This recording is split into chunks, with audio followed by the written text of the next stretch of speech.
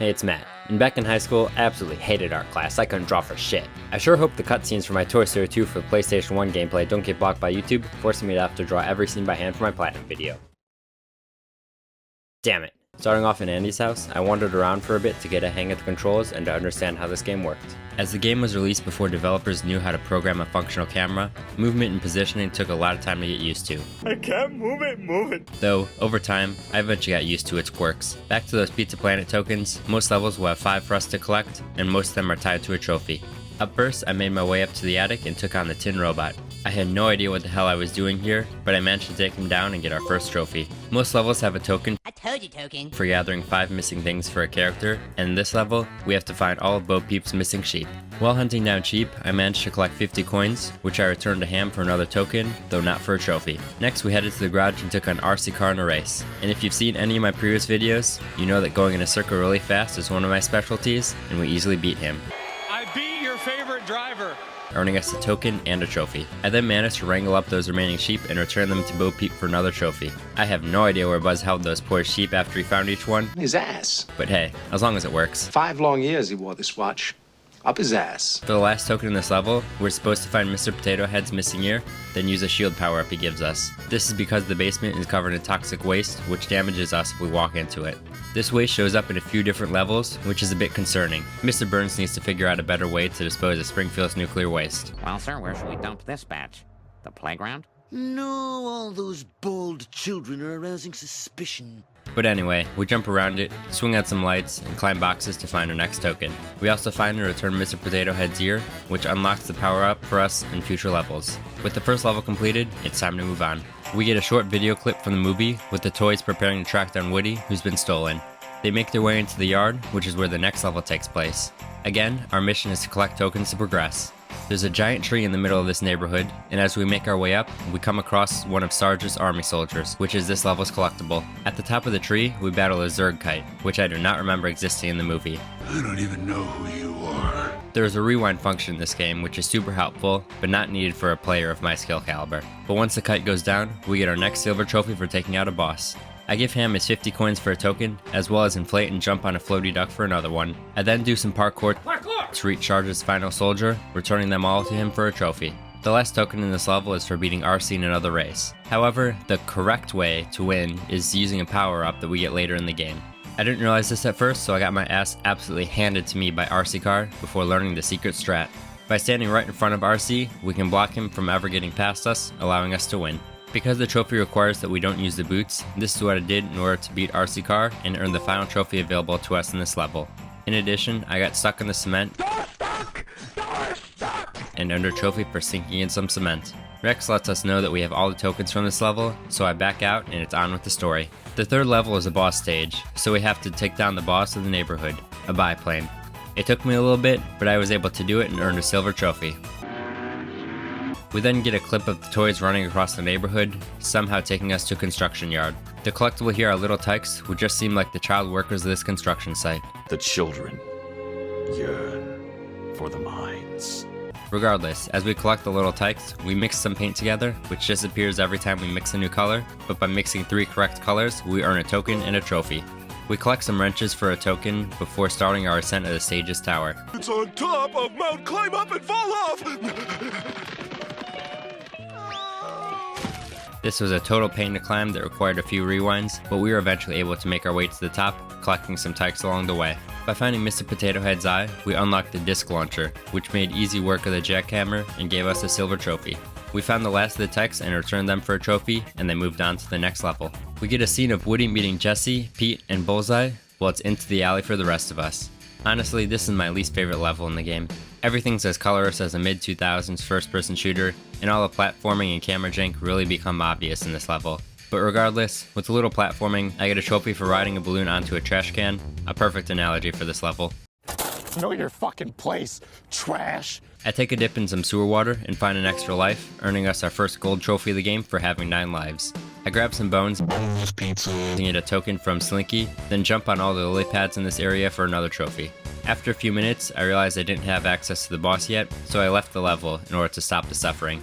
Stop crying. It won't do any good. And anyway, you have a lot of work to do, starting right now. Up next is another boss level, which we beat by standing in one place and shooting the slime monster until his health runs out. Another boss down, another trophy. Following this, we're treated to a video of the toys committing vehicular manslaughter as they attempt to cross the road. After hundreds of thousands of dollars of property damage and a dozen lives lost, we end up at Al's Toy Barn. Here we are again greeted with some green goo, and by defeating the dinosaur boss in this level, we get our next trophy. Up next, we smash the locks on some filing cabinets, which allow us to climb up and grab a token on top of them for a trophy. After this, I ran around the level for a bit, as there's a lot to climb and jump on. I inadvertently pick up Mr. Potato Head's arm. I just saw something moving and decided to grab it, but doing so unlocks the rocket boots. These were the boots that we could have used for the second RC race, so they aren't useful to us for now. I also happened to have 50 coins, so I traded them to Ham for a token and left the level. We get a clip of Buzz getting trapped by another Buzz Lightyear, then get to explore Al's Spaceland. It's visually similar to the previous level, but now we get a bunch of space decorations everywhere. Based on what happens in the movie, I assume we're playing as the not Buzz, but the boss for this level is another Buzz Lightyear, so I'm not sure which Buzz is Buzz right now. That man's an imposter! That man is the imposter! Regardless, we defeat the Buzz on a buggy for a trophy, then start collecting some of the aliens from the claw machine. I'm not sure if they have a special name, or if they're just called aliens, but the first thing that comes to mind when I see these guys is them all saying, "the claw," when they're in the machine. Anyway, while collecting the little guys, we challenge a flying saucer to a race, and thanks to the spots that we're supposed to jump being marked in red and aided by some rewinds, we beat the saucer and earn his token. People rip on recent games that have yellow paint to show where the player's supposed to go, but I didn't hear them complain about the red ropes in Toy Story 2. Guess it's just hard to criticize a masterpiece. And speaking of the claw, we grab a token from the claw machine before finding the rest of the aliens and bringing them back to their spaceship for a trophy. I hand my coins off to Ham for a token, and then it's off to the next level. Level 9 is the boss level, and would easily be the best and most memorable fight of the game if it wasn't for some whack camera controls. Please let me target the enemy that's right in front of me and not the one off in the corner, but with the boss defeated, we get a cutscene of Al driving away with Woody & Co. with Buzz in pursuit. He has to knock over some toys in order to open the automatic doors, and as he runs away, a Zurg toy rises from the pile, foreshadowing a future showdown. Then there's a clip of not Buzz leading everyone through an air duct and into an elevator shaft, which is where the next level takes place. With some gymnastics, we find Mr. Potato Head's foot, which gives us the grappling hook ability from Zelda Ocarina of Time. I mean, I can't be the only one that thinks this ability is ripped straight from that game. But anyway, it helps us climb up the elevator shaft, and along the way, we solve a puzzle that gets the elevators moving. While the visuals are repetitive and it can be easy to get lost, the verticality provided by the elevators is kinda cool. But now it's time to go back down, and we chase the token back down the vents and are rewarded for catching it with a trophy.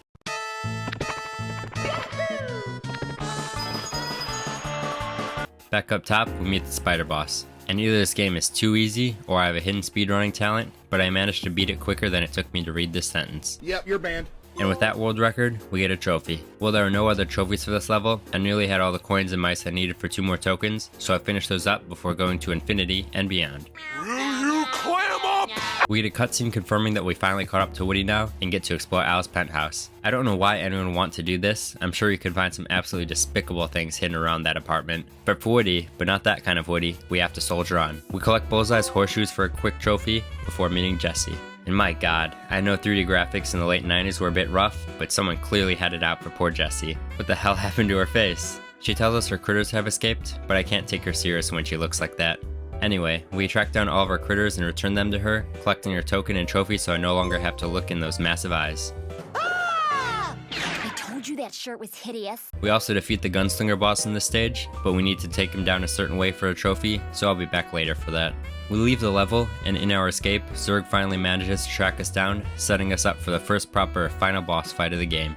We defeat him and earn our second gold trophy of the game. In the movie, he hits the ground too hard after Rex pushes him off the elevator, but in the game, we just get a cutscene of the toy stealing a car, followed by more felony vehicular offenses. What seems to be the officer problem? At long last, we've tracked Al and Woody down at the airport, but we have to navigate some luggage to save Woody. We find Mr. Potato Head's mouth, and in return, he gives us access to the hover boots. We then have to collect some weights for whatever the fuck this thing is, and it gives us a token for our troubles. We climb the elevator belts and find Prospector Pete, who we take down for a trophy. I swear, this game either has boring as hell boss fights, or top tier boss fights, and there's no in between. Boring. Using the boots we got from Mr. Potato Head earlier, we climb the broken plane randomly stored in the middle of an airport for a token before leaving the level. A clip shows Buzz, Woody, and Bullseye chasing after Jesse onto an airport runway. Our last open world level features a moving airplane, which is kinda cool. We talk to Rex, which earns us a trophy for talking to him in every level of the game. I then make use of my knowledge of colors. What color is a carrot? Carrot? I think it's a